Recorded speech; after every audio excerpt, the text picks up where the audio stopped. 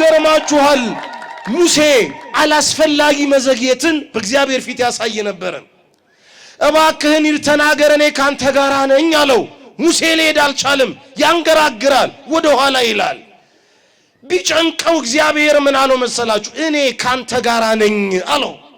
ኋላ ላይ እንደገና ሙሴ ደግሞ እስራኤላውያንን ታውቃለህ፣ ልባቸውን ታውቀዋለህ፣ አይታዘዙም እና ምን ብዬ ነግራቸዋለሁ እነዚህ አሽሟጣጮች ናቸው አለ። በእጅ ያለችው ምንድናት አለው። ዘንዶ ቢወረወር የጠላት መርዙሉ አልጫ ነው። ለምን? እግዚአብሔር ከኛ ጋር ስለሆነ፣ አማኑኤል ከኛ ጋር ስለሆነ፣ እግዚአብሔር ከኛ ጋር። ሙሴ አይዞህ አለው። ሙሴ መልሶ በትሩን ያዘ። ያቺ በትር ኋላ ላይ ሙሴን ያንደበተ ትብን ሲል አሮን ወንድም ይናገረልሃል ሲባል ያ አሮን የሚገርማችሁ ያቺን በትር ያዘ፣ ሙሴም ያዘ። በትልቅ ባህር አጠገብ ፊት ለፊት ቆመው ባህሩን በበትራቸው ሲመቱት በማይሰሎሙ አረፍት በይምን ወአረፍት በጽግም ውሃ እንደ ግድግዳ በግራና በቀኝ ቆሞ እስራኤላውያን ተሻገሩ። ያቺ በትር እመቤታችን ናት ወገኖች። ዛሬም ተጨንቀሃል ወገኔ። እስራኤላውያን በአራቱ ማዕዘን ነው የተጨነቁት። ወደ ኋላ እንዳይሄዱ ፈርዖን ከነሰራዊቱ መጥቷል። ወደፊት ለፊት እንዳይሄዱ የኤርትራ ባህር ተንጣሎ ሞት አድፍጦ እየጠበቀ ነው። ወደ ግራም ወደ ቀኝም እንዳይሄዱ ታላላቅ የሜጊዶል ተራሮች አግጥጠው ቆመዋል።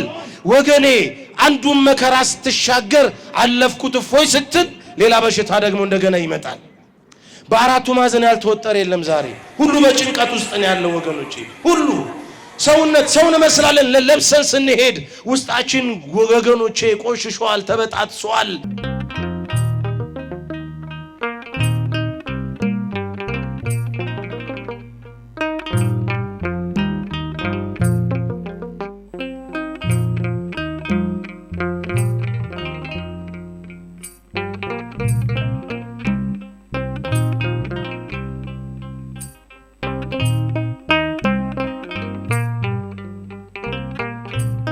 እግዚአብሔርን ለመስማት በረከት ለመካፈል ረድኤትን ለማፈስ የተሰበሰባችሁ የእግዚአብሔር ቤተሰቦች የእናታችን የቅድስተ ቅዱሳን የንጽሕተ ንጹሐን የድንግል ማርያም የወላዲተ አምላክ የአስራት ልጆች ክርስቲያኖች ሁላችሁ ባሰባሰበን በቸሩ አምላካችን አይምሮን የሚያልፍ እውነተኛ ሰላም በሚሰጠን በመድኃኒታችን በኢየሱስ ክርስቶስ ፍቅር እንደምን ሰነበታችሁ?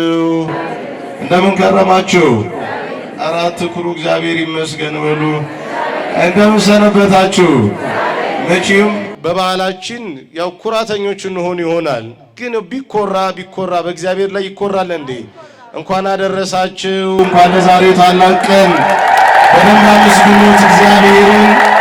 እንደ ተራ ነገር እንደ ቀላል ነገር እንዳታዩት መድረስን ብዙ ሰዎች ናፍቀው በበሽታ ተይዘው ያልጋ ቁራኛ ሆነው ፍርድ ተጓድሎባቸው በእስር ቤት ውስጥ ሆነው አንዳንዶቹ ከአፈር በታች ሆነው ብዙዎች ይህን ቀን አላዩም። አብርሃም ቀንን አይቶ ተደሰተ፣ ደስም አለው እንደተባለ ይህንን ቀን ያያችሁ እግዚአብሔር ያደረሳችሁ እመብርሃን ያደረሰቻችሁ ሰዎች ሁላችሁ በደንብ አድርጋችሁ አመስግኑት እግዚአብሔርን። ክብር ለመድኃኔዓለም ለኢየሱስ ክርስቶስ ይሁንልን።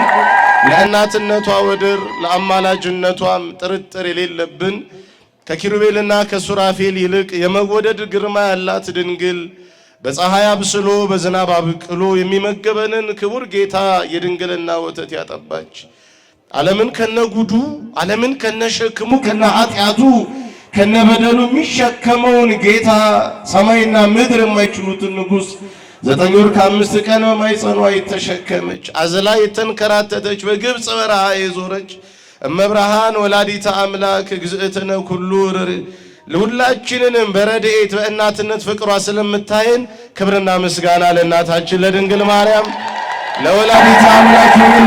በመስግናት ባካችሁ ክብር ለወላዲተ አምላክ ይሁን። ጠላት ይፈር፣ እግዚአብሔር ይክበር። እመብርሃንን አመስግኗት።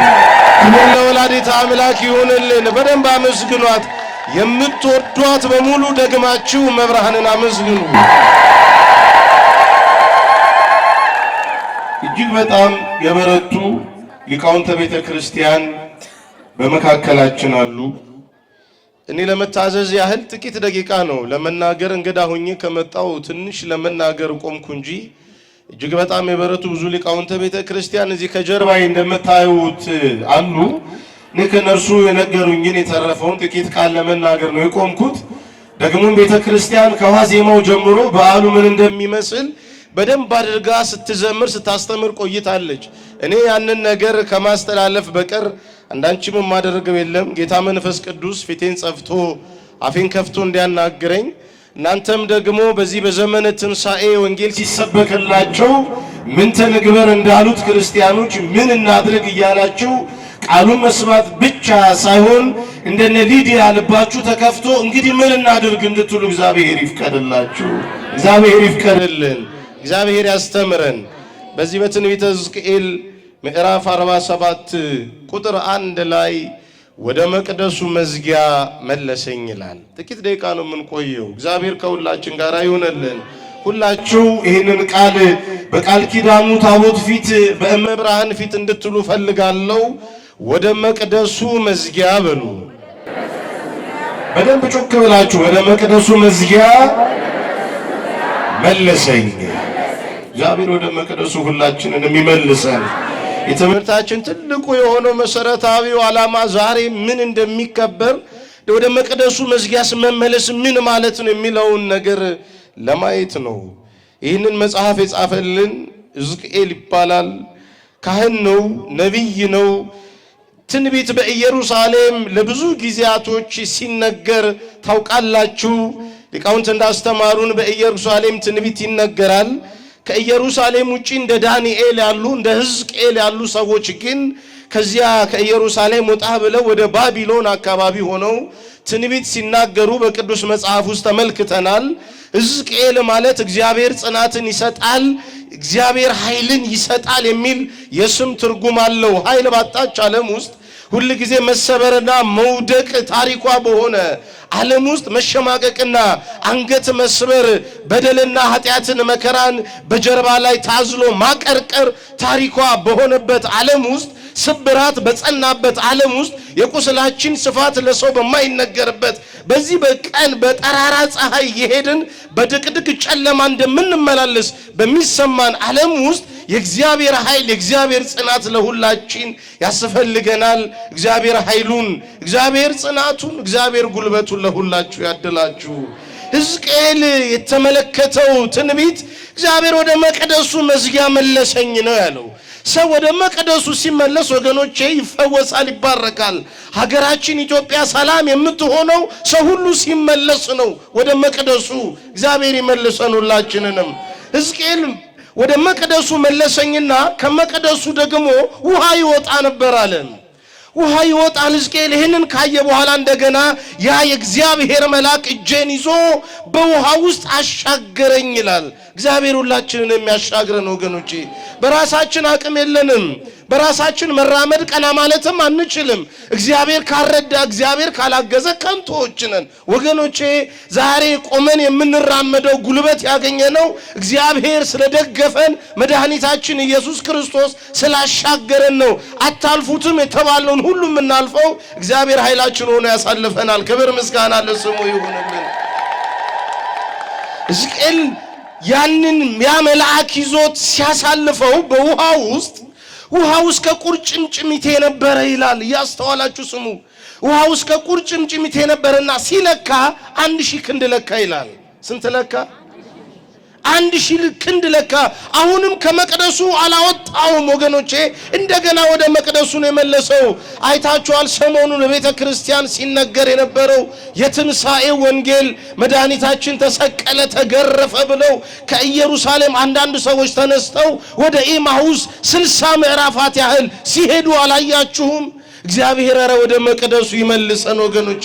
ተስፋ አትቁረጡ። ተስፋ ቆርጠው እየጨለመባቸው እየጠወለጉ ይሄዱ ነበረ። ውሃው ያለው መለምለም ያለው ወደ መቅደስ ውስጥ መለሱ ነው። ከተማችሁ እንዳይመሽባት፣ ኑሯችሁ እንዳይጨልምበት፣ ወደ ሲኦል እንዳትወረወሩ፣ ለፍታችሁ መና እንዳትሆኑ፣ ሰብስባችሁ እንዳታፈሱ ወገኖቼ።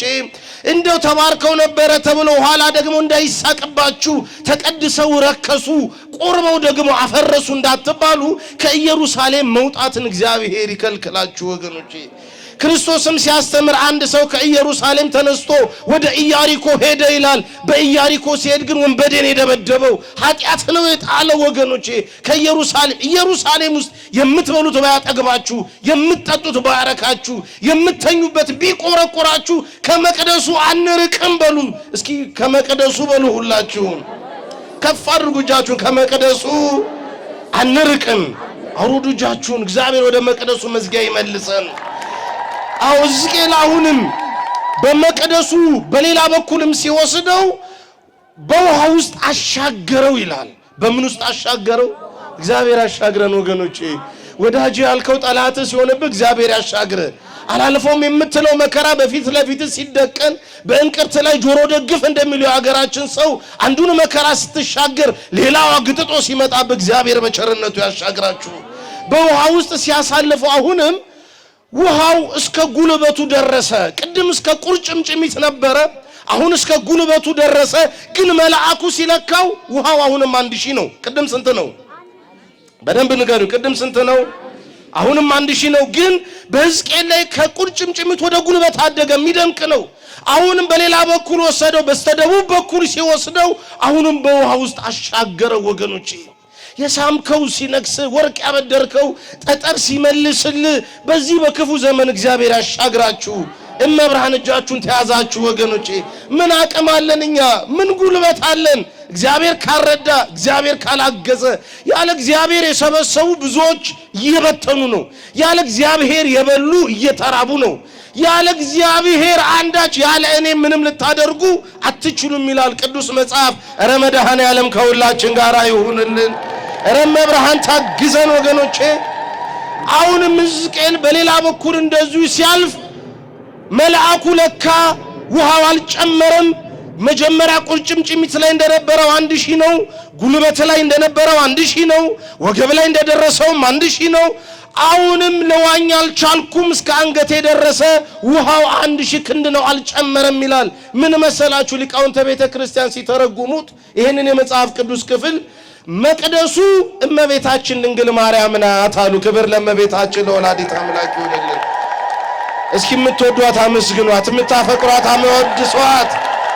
ወደ መቅደሱ መዝጊያ እግዚአብሔር በቸርነቱ ይመልሰን ወገኖቼ። ወደ መቅደሱ ስትመለሱ ውበትን ትመለከታላችሁ። የድንግል ማርያምን ውበት ታያላችሁ። ንጽህናዋን ትመለከታላችሁ። የማትጠፋ ፋኖስ፣ የማትፈርስ መቅደስ፣ ለሁላችን መደገፊያ በትር የሆነች ወደ እመብርሃን እግዚአብሔር ፊታችንን ይመልሰልን። ውሃው ሊቃውንት እንዳስተማሩን ውሃው ኢየሱስ ክርስቶስ ነው። የሕይወት ውሃችን እርሱ ነው። አንዴ ከጠጡት የማያስጠማ እውነተኛ ውሃ ኢየሱስ ክርስቶስ ነው። ውሃውን ተመልከቱ። ቁርጭምጭሚት ላይ 1000 ነው። ጉልበት ላይ 1000 ክንድ ነው። ወገብ ላይ ይሄ ምን ማለት ነው? ኢየሱስ ክርስቶስ ትላንት ዛሬ እስከ ለዘላለም ያው ነው ይላል መጽሐፋችን። የሚለወጥ ጌታ የለንም። በዘመናት አይለወጥም፣ ከፍ ዝቅ አይልም። ትላንት በወደደበት ፍቅሩ ይወዳችኋል። ስለማይጠላችሁ ደስ ይበላችሁ።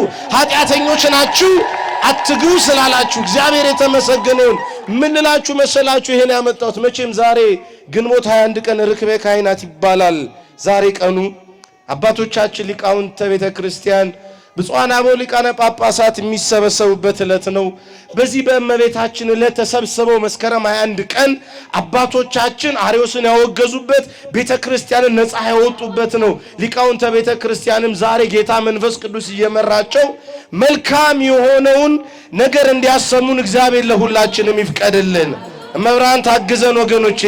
እዚህም መጽሐፍ ላይ በአራቱ ማዕዘን መልአኩ ሲያዞረው ያው እንደሆነ ውሃው ባለበት ሁሉ መለምለም አለ። እነዛ ወደ ኤማሁስ መንገድ ሲሄዱ በመካከላቸው ተገኝቶ ምን ትጠወልጋላችሁ? እነሱ ደግሞ መሽቷል እኛ ጋር እደር ይሉታል። ወገኖቼ እንዳትጠወልጉ ወደ ውሃው መምጣት ነው። ወደ ውሃው ደግሞ ለመምጣት መጀመሪያ ወደ መቅደሱ መምጣት ያስፈልጋል። ውሃው ከየት ስለሚወጣ ወገኖቼ? ከመቅደሱ ስለሚወጣ፣ ከመቅደሱ ውስጥ ስላለ እንደው ሕጉን የሚያነብ በክፉ ቀንም በጨለማ ቀንም ወዘህጎ ያነብብ መዓልተ ወሌሊት እንደተባለው በክፉ ቀንም ጨለማ ሲሆንባችሁ በረከት ከናንተ ሲርቅ ለሕጉ ስትገዙ በውሃ ዳር ላይ እንደ ተተከለ ዛፍ ትለመልማላችሁ። እግዚአብሔር ኑሯችሁን ያለምልምላችሁ። መድኃኔ ዓለም ኑሯችሁን ያለምልምላችሁ። እመብርሃንን ብላችሁ የመጣችሁ በሙሉ ዛሬ አፍራችሁ አትመለሱም ወገኖቼ። ቅጠሏ እንደማይረግፍ ዛፍ በውሃ ዳር እንደተተከለች ሁሉ ጊዜ እንደምታፈራ ዛፍ ይለመልማል። ሕጉን በቀንና በሌሊት የሚያነበው ተብሎ እንደተጻፈው ውሃው ባለበት ደግሞ ሕይወት አለ። ምን አለ ወገኖቼ? ሕይወት አለ። ከውሃ ውስጥ አሳ ከወጣ ሕይወት እንደሌለው ሁሉ እኛም ከእግዚአብሔር ቃል ከወጣን ሕይወት የለንም። ወደ መቅደሱ ካልመጣችሁ፣ ወደ ውሃው ካልተመለሳችሁ አትፈወሱም ወገኖቼ። ይሄ ነው ዛሬ የተደረገው በደብረ ምጥማቅ። እመቤታችን ድንግል ማርያም ወላዲተ አምላክ ከዚህ ከግንቦት 21 ቀን ጀምሮ ለ5 ቀናት ያህል ከፍ ብላ በመቅደሱ ጀርባ ላይ ትታይ ነበር። በጉልላቱ ላይ ፊታችሁን ወደ መቅደሱ እግዚአብሔር ይመልስላችሁ።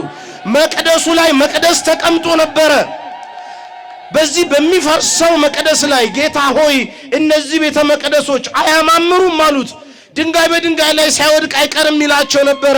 በዚያ መቅደስ ላይ በሚፈርሰው መቅደስ ላይ የማትፈርስ መቅደስ ድንግል ማርያም እያበራች ትታይ ነበር። ክብር ለእመቤታችን ለድንግል ማርያም ይሁንልን። ይሄ ብርሃን ከመቅደሱ የሚለይ ብርሃን አይደለም ወገኖቼ።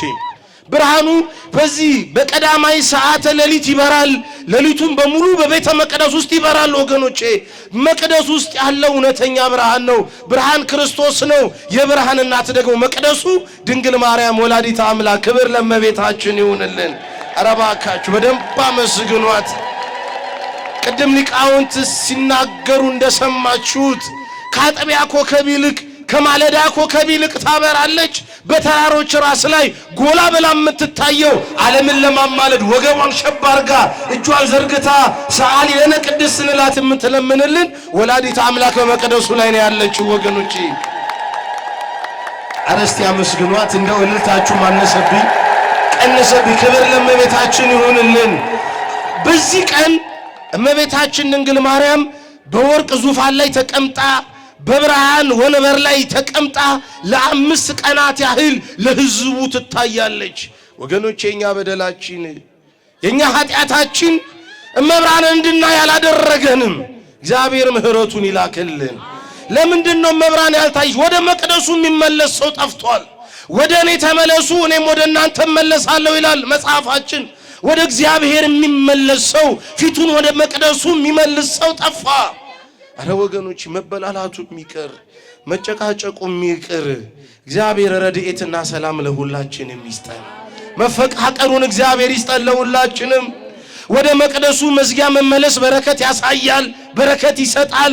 ሰው ሁሉ ደብረ ምጥማቅ የምትባለው ቦታ ያን ጊዜ መብርሃን በስደት ስትሄድ ከልጇ ከኢየሱስ ክርስቶስ ጋር የረገጠችው ያረፈችበት ቦታ ቃል ኪዳን ገብቶላታል። ይሄን ቦታ ገዳም ይሰራበታል፣ በስምሽ ይታነጻል ብሏት ነበረ። በኋላ ላይ የብዙ መነኮሳት ማረፊያ ገዳም ተሰራበት። ስትታይ መጽሐፋችን እንደሚለው ለሚያምነውም ለተነባላቱም ለማያምነው ማለት ነው፣ ለአረሚውም ለሁሉም እመብርሃን ትታይ ነበረ። ሰው የማትጠየፍ ኃጢአተኛ ነው አልተጠመቀም ክርስትና አልተነሳም የማትል ሁሉንም በፍቅር የምትወድ የፍጥረት አማላጅ ወላዲተ አምላክ ለሁሉ ትታይ ነበረ። ክብር ለእመቤታችን ይሁንልን። ምን ተማራችሁ ከድንግል ማርያም ወገኖች? እውነተኛ ፍቅር እኮ ነው የምንማረው። እውነተኛ እኮ አማላጅነትን እኮ ነው የምናየው። እውነተኛ መራራትን እኮ ነው የምንመለከተው። ለ5 ቀን ያህል ብርሃኗ ቦግ ብሎ ለዓለም ይበራ ነበረ። እመብርሃን በቤታችሁ ታብራላችሁ። እመብርሃን በኑሯችሁ ታብራላችሁ። በጨለማችሁ ነገር ላይ የብርሃን እናት ድንግል ማርያም ታብራላችሁ። አንዳንድ መናፍቃን እንዴት ድንግል ማርያም ብርሃን ትባላለች ይላሉ አይደለም?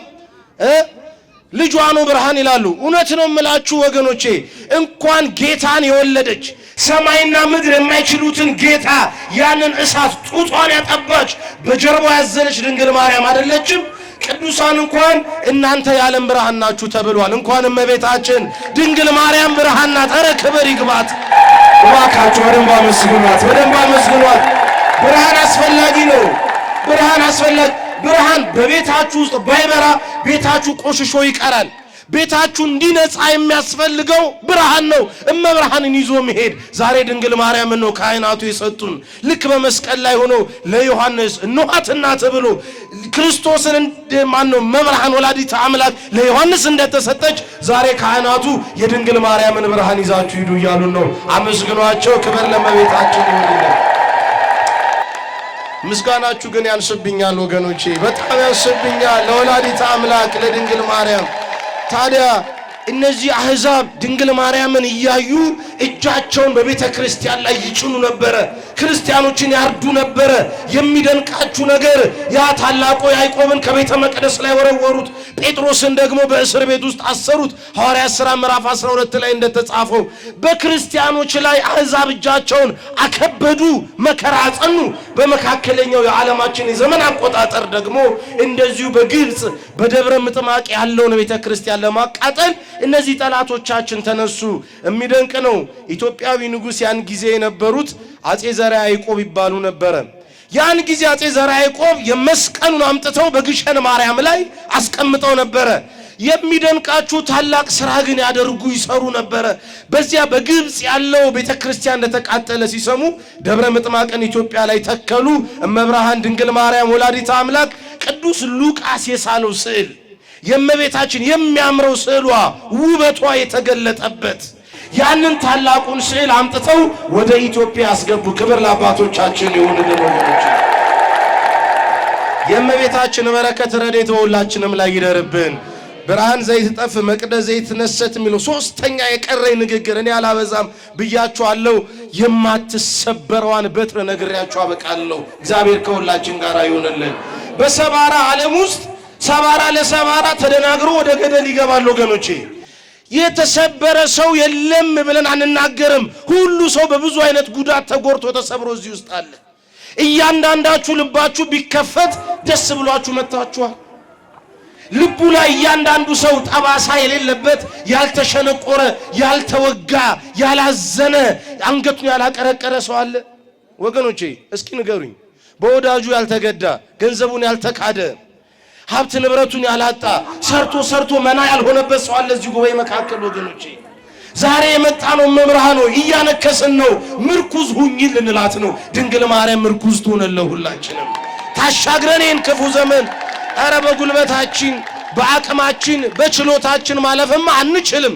እመብርሃን ካረዳችን ፊታችሁን ወደ መቅደሱ ድንግል ማርያም ናት። ወደ እመብርሃን ካልመለሳችሁ አትፈወሱም፣ አትድኑም። በቃጠላ ማርያም እኔ አልተፈወስኩም የሚል ሰው አለ ወገኖቼ? እስኪ አንድ ጊዜ አመስግኗት ሁላችሁ። በደንብ አድርጋችሁ አክብሯት። ይገርማችኋል፣ ሙሴ አላስፈላጊ መዘግየትን በእግዚአብሔር ፊት ያሳይ ነበር። እባክህን ሂድ ተናገር፣ እኔ ካንተ ጋር ነኝ አለው። ሙሴ ሊሄድ አልቻለም፣ ያንገራግራል፣ ወደ ኋላ ይላል። ቢጨንቀው እግዚአብሔር ምን አለው መሰላችሁ? እኔ ካንተ ጋር ነኝ አለው።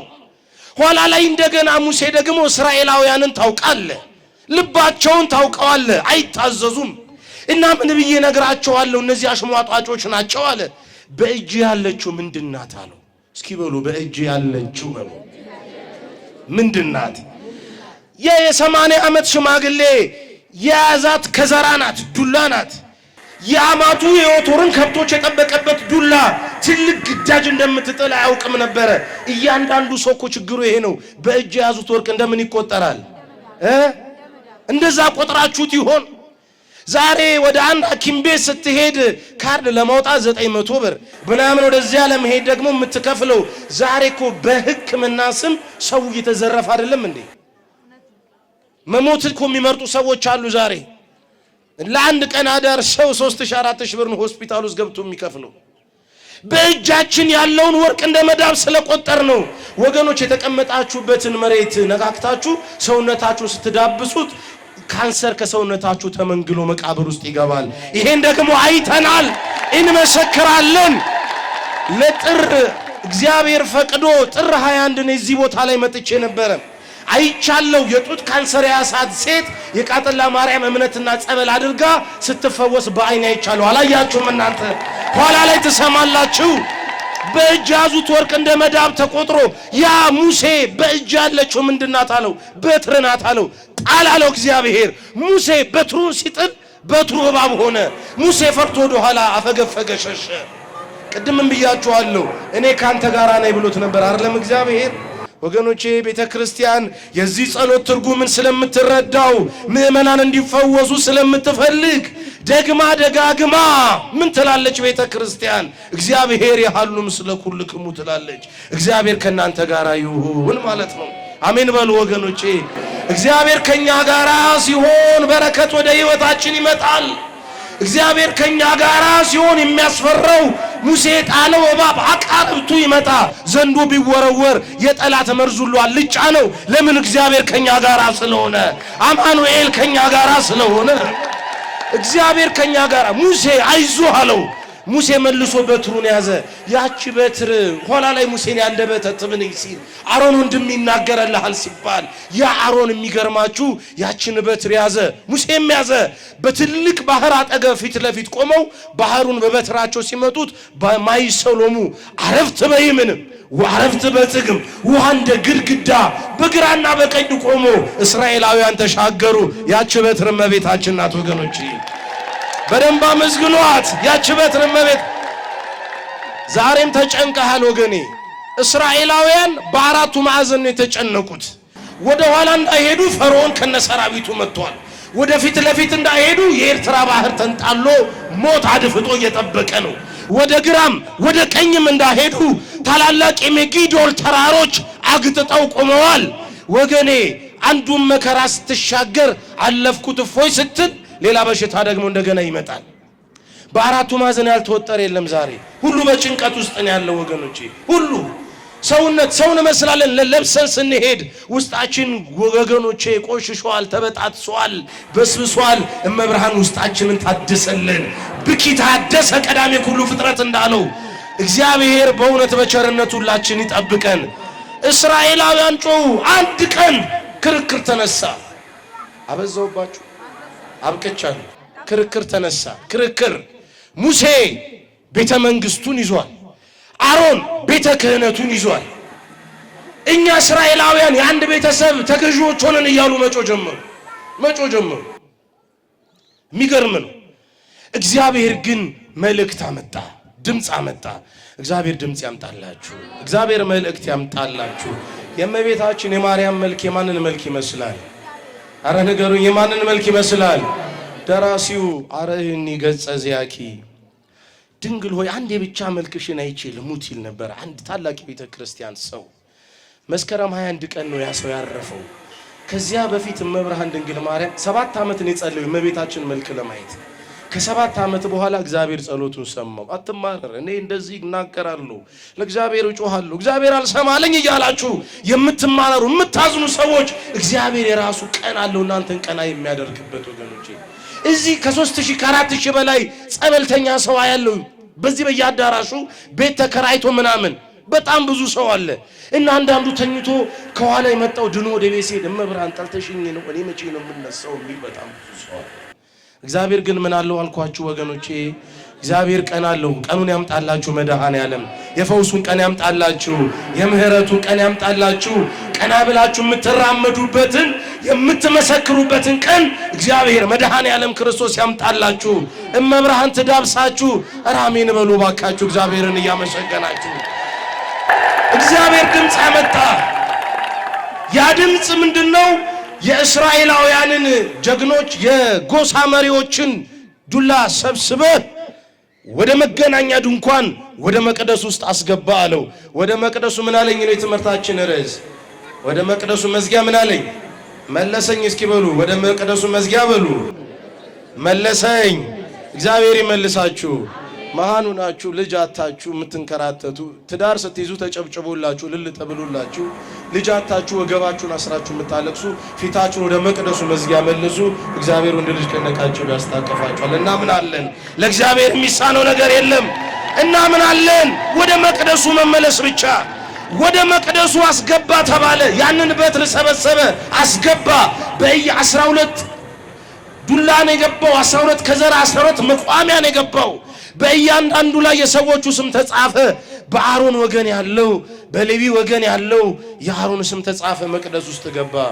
አሮን የ83 ዓመት ሽማግሌ ነው። አንዲት ከዘራለች ወገቡ ጎብጦ የሚራመድ ምስኪን ሰው ነው። ያቺ በትር ቤተ መቅደስ ውስጥ ገባች። ጠዋት ላይ ሙሴ መጣ፣ ህዝቡ ተሰበሰበ። ልክ እንደዚህ ዛብሎን አቤት ይሰጠዋል፣ ጋድ ይሰጠዋል፣ ንፍታሌም ይሰጠዋል። የሁሉም ከዘራ ተሰጠና የአሮን በትር ሽማግሌው እንደጎበጠ ቆሟል። የሽማግሌው ከዘራ ቀረ። የሽማግሌውን ከዘራ ከመቅደሱ ይዘው ሲወጡ ያ ከዘራ ወገኖቼ አፍርቶ አብቦ ሮማንና ገውዝ አረ እግዚአብሔርን አመስግኑት። አረ መብራን ክብር ይግባት። ሊቁ ምን አለ መሰላችሁ?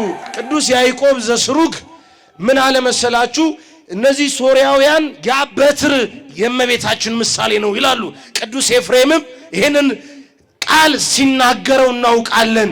ውሃ ሳያጠጡት ሳይተክሉት የነበረ አንድ በትር ነበረ። ያ ውሃ ሳያጠጡት ሳይተክሉት የለመለመው በትር እመቤታችን ናት ብለው ሊቃውንቱ አመሰገኑ። እመቤታችን ክብር ይግባ፣ ወላዲተ አምላክ ክብር ይግባ። ወደ መቅደሱ ገብቶ ነው ያ በትር ሲወጣ የለመለመው። መለምለም ከፈለጋችሁ ወደ መቅደሱ ግቡ ልላችሁ ፈልጌ ነው። መቅደሱ ማናት አልኳችሁ? ከመብራን ተለይቶ መለምለም የለም። ስለ ትልቅ ቤት ስለ ትልቅ መኪና አታስቡ።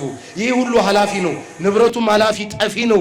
ወደማትፈርሷ ወደማትጠፋ መቅደስ በምህረት በቸርነት ገብታችሁ ምህረት ለብሳችሁ እንድትወጡ እግዚአብሔር ይርዳችሁ። ሁላችሁንም እስቲ እኔ መፈወስ መባረክ እፈልጋለሁ የሚል ሰው ማለት ነው።